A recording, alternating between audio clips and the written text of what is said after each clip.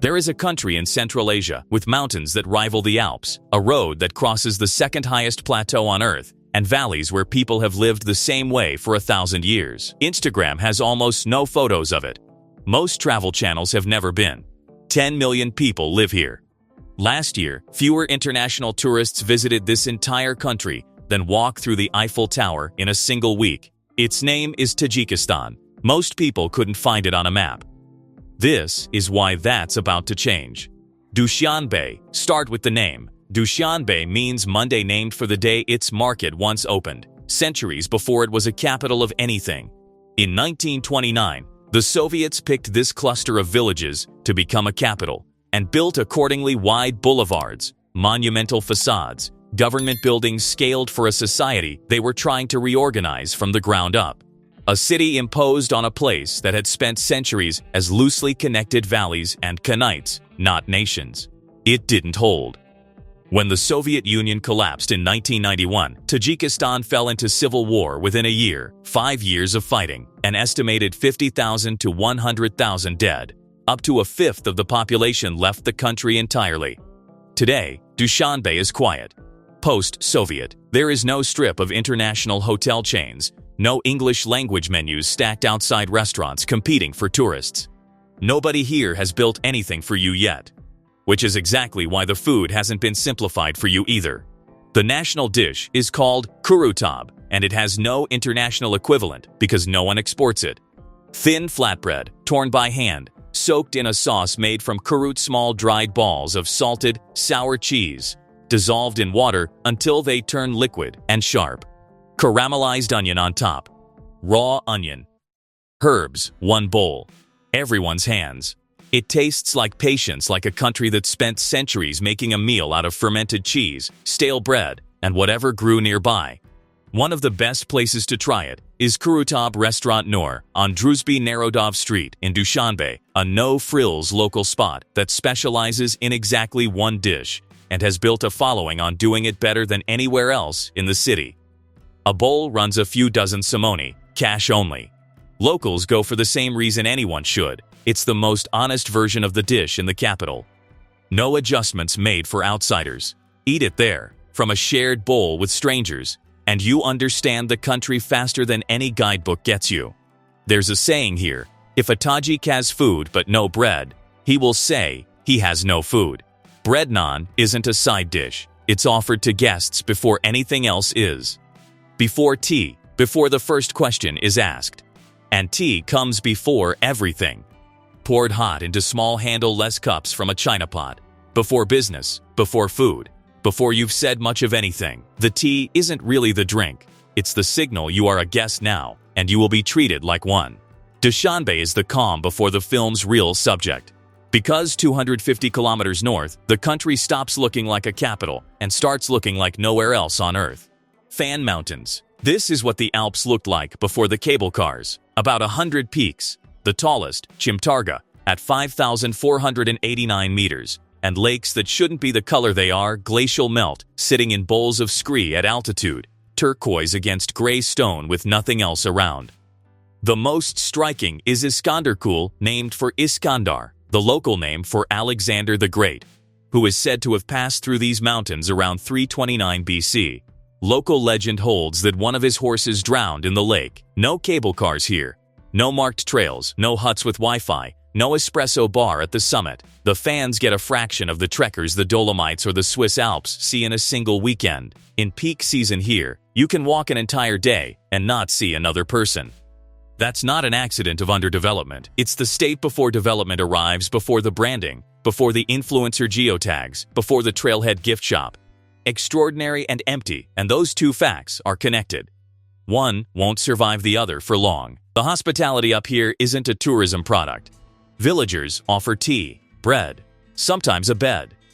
To any stranger who knocks because the concept of tourist hasn't fully landed yet, you're just a person who arrived. That's reason enough. At this altitude, food stops being about culture and starts being about survival.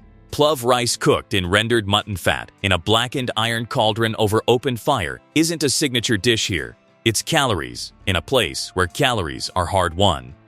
Kurut travels with you the same dried cheese from the Dushanbe restaurant bowl, now a trail food. Sharp, salty, pocket-sized. The closest thing this country has to an energy bar. Except it's been made the same way for centuries, and the cooking tastes different up here. Wild mint, wild onion, sorrel, dill, gathered from the slopes because that's what's growing. Clean and herbal, in a way the capital's food isn't. The Fan Mountains are the film's most beautiful stretch. They are not, however, its point. The point is 250 kilometers further, on a road that two empires built for reasons that had nothing to do with the people who'd live alongside it. Pamir Highway and Wakhan Valley. The Pamir Highway is the second highest international highway on Earth, and almost no one has driven it. It runs over 1,200 kilometers, tops out at 4,655 meters, and was built by the Soviet Union between 1934 and 1940, laid over caravan tracks the Silk Road had used for 2,000 years before that. But the road didn't start with the Soviets. It started with the Great Game, the 19th century standoff between the Russian and British empires over who would control Central Asia. Britain was worried about Russia reaching India. Russia was worried about Britain reaching the Pamirs first.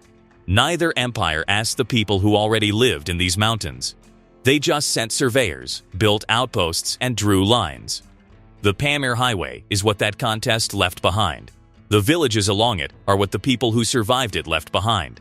The road today is semi-paved at best. Landslides close sections without warning. There are stretches with no fuel, no phone signal, and no settlement for 100 kilometers. Drive it too fast, and altitude sickness becomes a real risk. There are no warning signs for that. There are barely any signs at all. For long stretches, the road runs parallel to the Afghan border, sometimes close enough that you're separated from it by a single river. Across the water, villages, children, fields, donkeys, same language. Same people, more or less, on both banks. The border isn't a wall or a fence. It's 40 meters of moving water. That image is the whole film in miniature. Hold that thought, it comes back. Where the highway bends south toward Afghanistan, it enters the Wakhan Valley pressed between the Pamir Range and the Hindu Kush, Tajikistan on one side, Afghanistan on the other, Pakistan visible on a clear day in the far distance.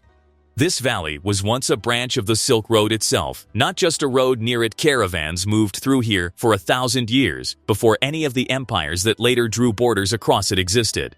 Marco Polo is believed to have passed through this valley in the 13th century. The wild sheep he described here, huge, curved-horned, still carry his name. They're protected now, rarely eaten. But they're still up there, on the high plateau, and the memory of them is everywhere in local food and story. The people of the Wakhan are Pamiri, ethnically and culturally distinct from lowland Tajiks, in this valley for over 1,000 years, with almost no outside influence reaching them. Most follow Ismaili Islam, a branch of Shia Islam led by the Aga Khan, different from the Sunni majority elsewhere in the country, and it shapes everything about how the valley feels. The Aga Khan Development Network has funded schools, clinics, and roads here, which is part of why the Wakhan is, oddly, one of the better-served remote regions in Central Asia. Traditional Pamiri houses are built around 5 wooden pillars supporting a layered ceiling with a skylight at the center, each pillar representing one of the 5 pillars of Ismaili faith. The house isn't just a house, it's a theology you can walk into. Hospitality here isn't optional. A traveler who arrives at a Pamiri home is fed, whether or not there's surplus to spare.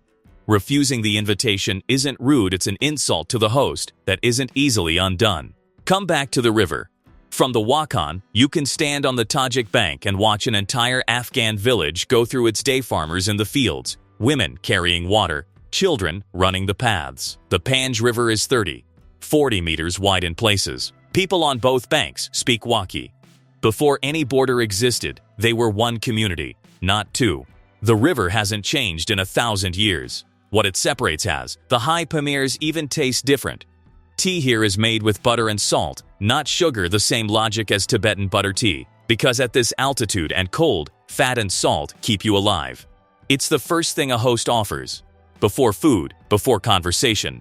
Kurut reappears here too, in its hardest, most preserved form, cheese that can last months without refrigeration. The original road food of the Silk Road, unchanged by anything that came after it.